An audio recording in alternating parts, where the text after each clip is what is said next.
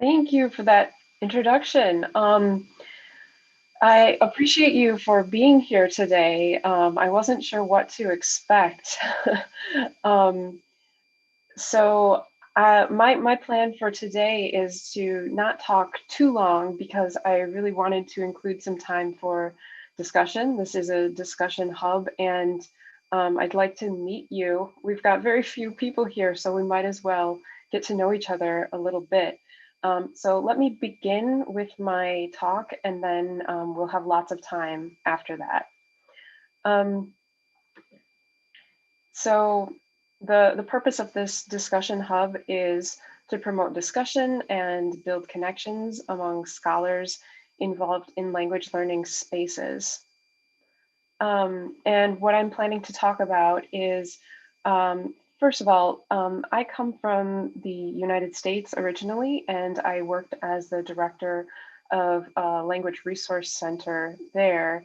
And then about 2.5 years ago, I came to Kyoto, and I do not work in the language center here, but I've been doing some research involving it. And so I've noticed some big differences between what we call language centers in the US and what we call self-access language centers here in Japan. So I want to talk about what that is, US style language center, and then also what is a self-access language center, specifically in the Japanese context. It may be a bit different in your context, and that is one of the things I really want to talk about. Um, and then I'll give you a brief case study about the Global Commons. This is the language center at my university, Kyoto Sangyo University. And then let's talk about your language learning spaces, because I'm very interested to hear how they're similar and different from ours. So to start off, what is a US style language center? This is my own definition, actually, but it is a physical and or virtual space that supports foreign language and or second language learning and or teaching within a larger educational institution. So this definition is extremely broad, and I think it encompasses both US language centers and self-access language centers. More recently, I have been interested in self-access language centers, and in the Japanese context in particular, they are facilities that encourage students to participate in self-directed learning. So what is self-access learning or self-directed learning? It's an approach to encouraging learner autonomy, and learner autonomy is a defining focus of self-access language centers. So this concept of learner autonomy is not really talked about in the US context, but it is, as it says here, a defining focus in Japan and outside of Japan too, perhaps. So I wanted to show you this diagram, which I think illustrates the similarities and differences between self-access language centers and US style language centers. So what they have in common is the biggest part. They, in general, have physical spaces. They are, in general, part of institutions of higher education. Occasionally they're in like high schools or junior high schools, but mostly higher education. They provide learner support and resources. They, interestingly, have a common origin, which I don't think a lot of people are aware of, but they evolved from the audiolingual language labs in the 1950s and 60s. And their current evolution is also kind of converging, I would say, because both self-access language centers in Japan and language centers in the US are becoming more of social spaces. But as I mentioned earlier, self-access language centers focus on learner autonomy, and language centers in the US do not. What they do is professional development for language teachers, which is something that is rarely done in Japanese self-access language centers. I'll be very interested to hear if that's something that happens in your context or not. So let me tell you a little bit about the Global Commons, the language center at my university. This is what it looks like. It's quite a nice space, actually. You can see the front desk here, and then there are lots of resources, mostly books behind the desk here. There's a wall of DVDs and booths where students can watch them back here. This is a diagram of the center. So this is that front desk area, the DVD wall, the booths, and then there are individual study rooms and individual and group study rooms back here, kind of an open classroom, a flexible space with movable tables back here.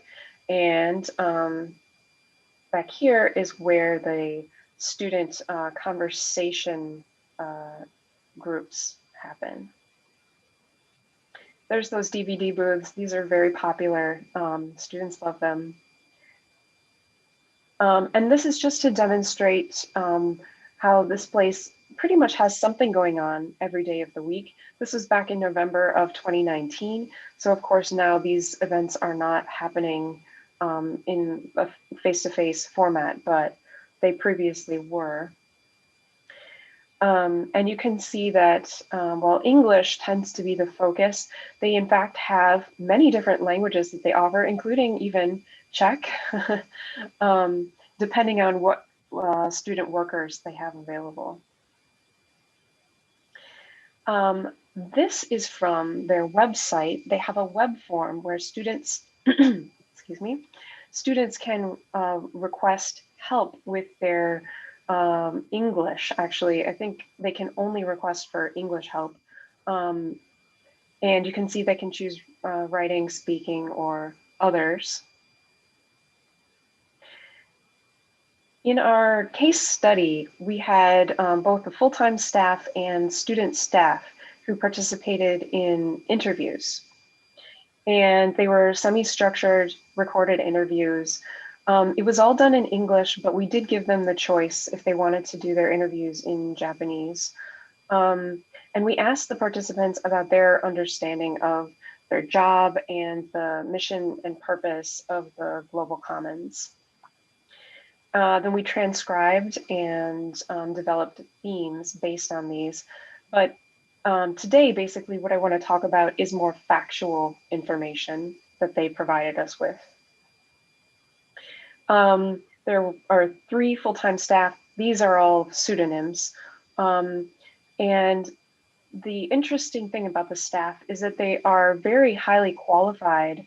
They all have master's degrees in TESOL. And the sad thing, though, is that there's a lot of turnover. So despite them being very highly qualified, they cannot stay in this position for more than 3 years. It's a very strange quirk of the Japanese employment system, but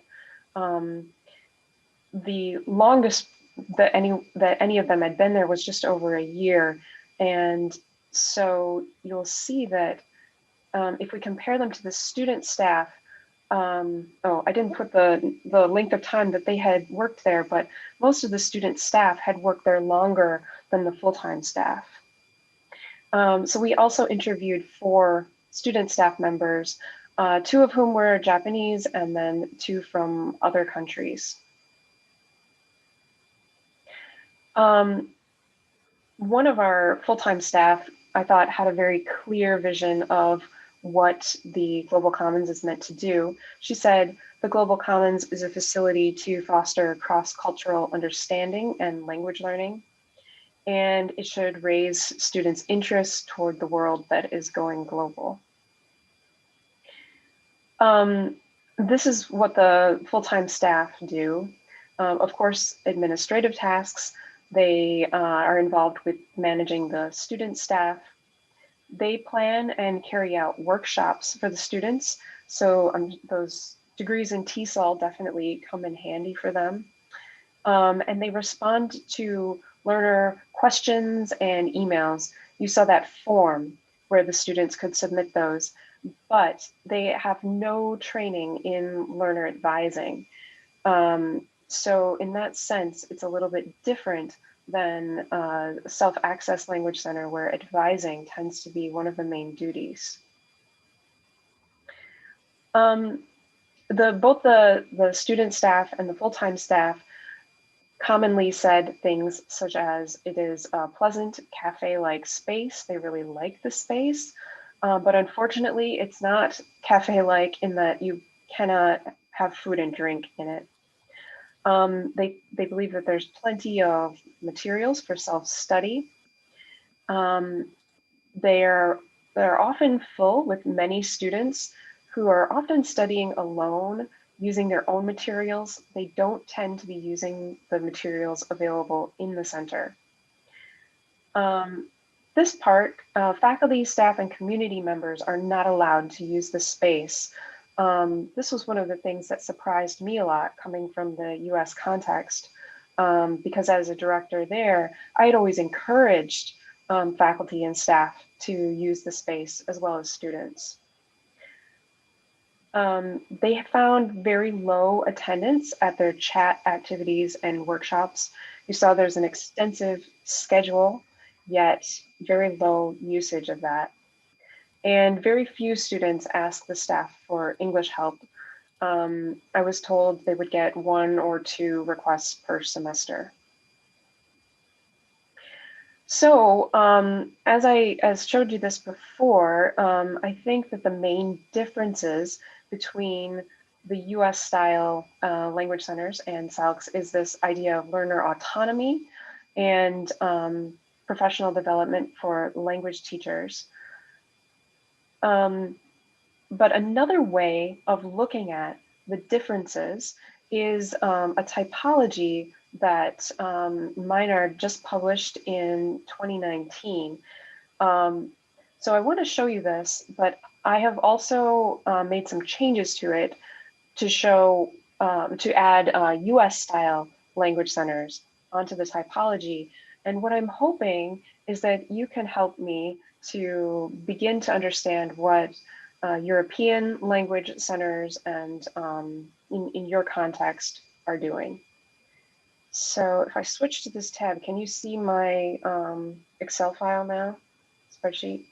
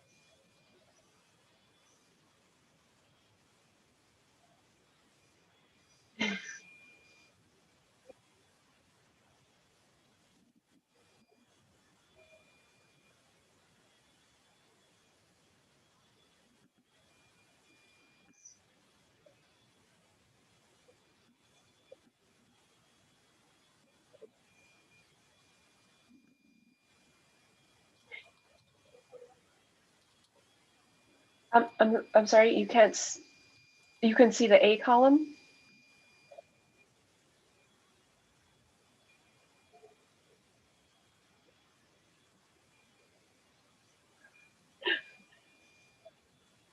Okay. So this part in black is what Maynard published last year, and the part that's in blue is what I'm working on and hoping to add to the typology. So I don't want to get too deep into this. I would rather hear from you about what you think, how your centers fit whether you do professional development for your language teachers, if you have a focus on learner autonomy.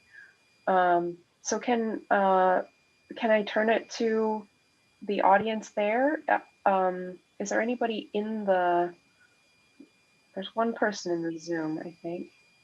And then there's 3 people there in the room.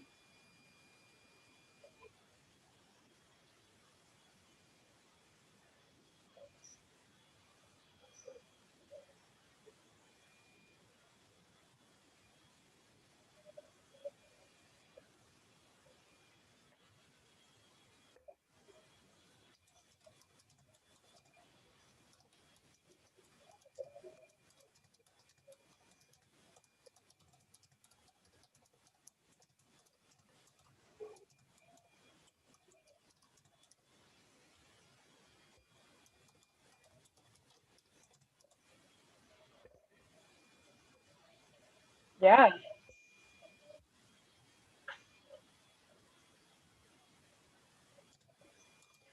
Okay.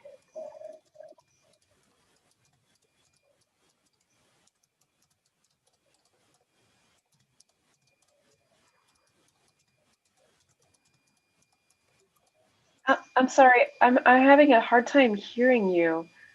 Maybe you could come closer to the mic. Yeah, it's getting better. Yes. Yes, yes.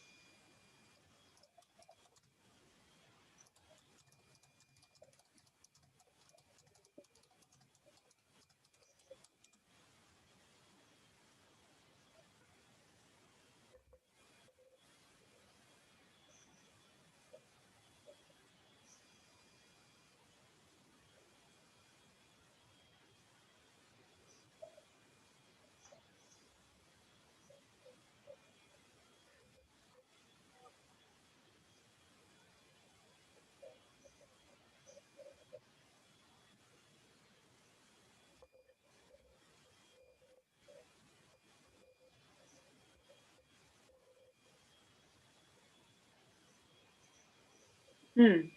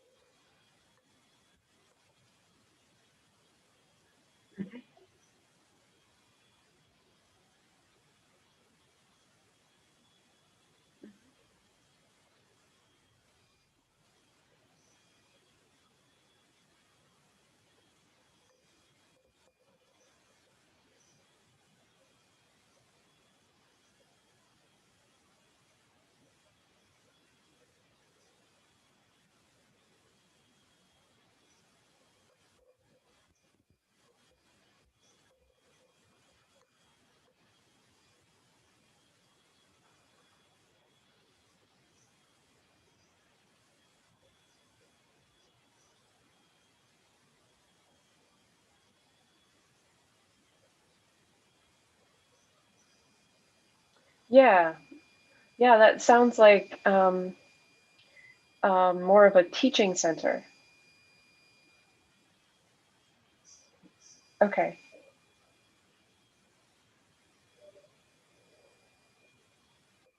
Mm-hmm.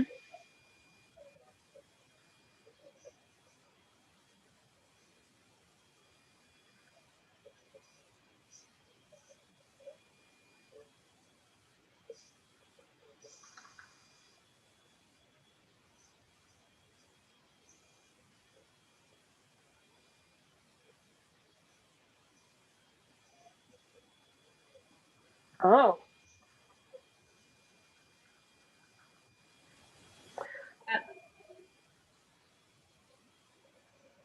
Hmm.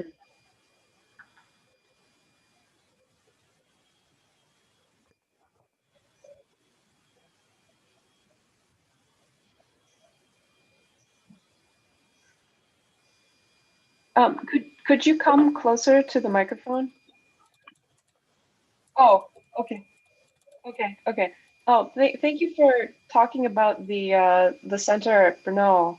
I'd love to learn more about it.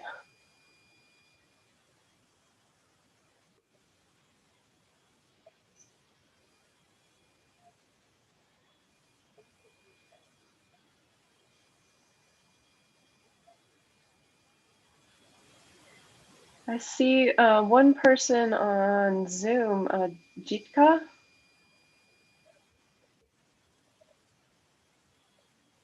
It is your Yitka. Can you hear me? Yes, I can hear you. Hey.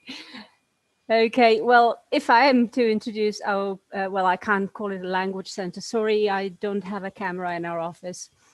No It's just to say that we are a very small organization within the Faculty of Science. Our university does not have a language center. Each faculty has their own department or a similar organization like ours. We are very fortunate because our students do not have to attend any courses. They can actually choose if they want to. They only have to pass some exams, like at the end of the first year, at the end of the bachelor's, master's, and PhD course. So that's basically the idea. And I suppose I really like it because I only get students who really want to be there. Where are you? I'm in České Budějovice, the south of the Czech Republic. Oh, okay.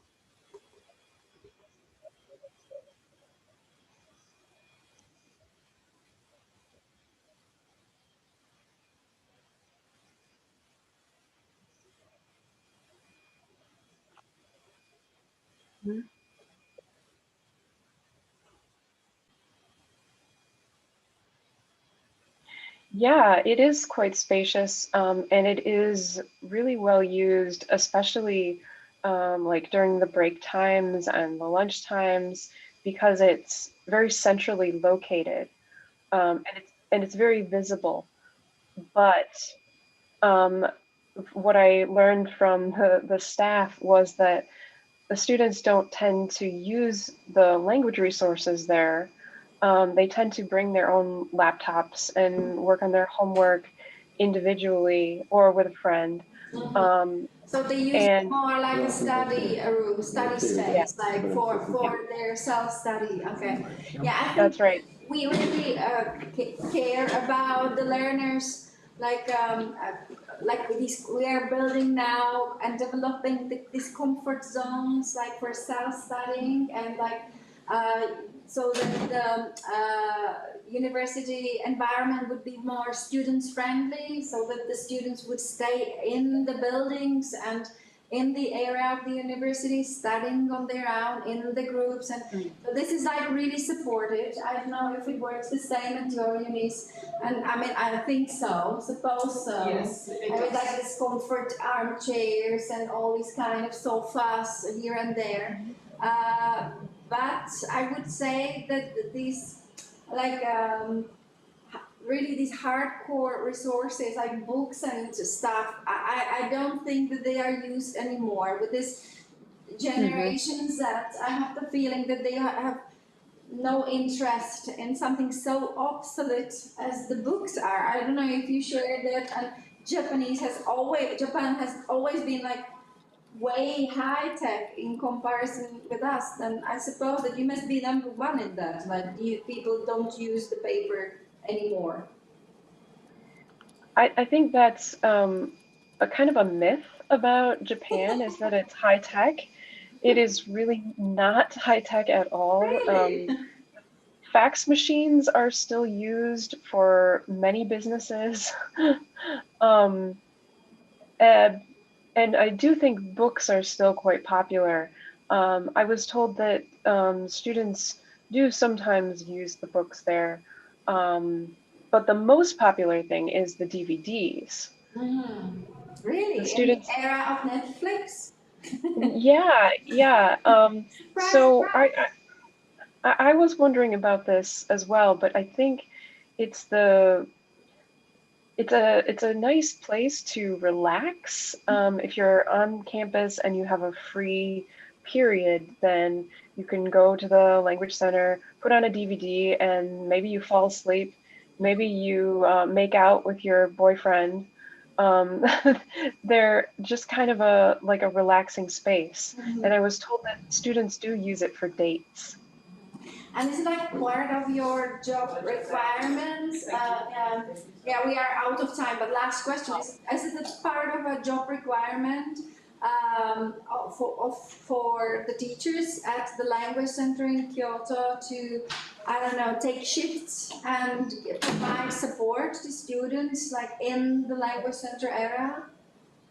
No, we are not allowed to use the space at all. So we are Okay, not really like I can go in, all but right. I'm not allowed to sit down and talk to students and do work or anything like that. So no. Interesting. That's interesting. Yeah. Yeah, What is the yeah. reason behind that, Betsy? Um, that's a really good question. I was told that it is a space specifically reserved for students.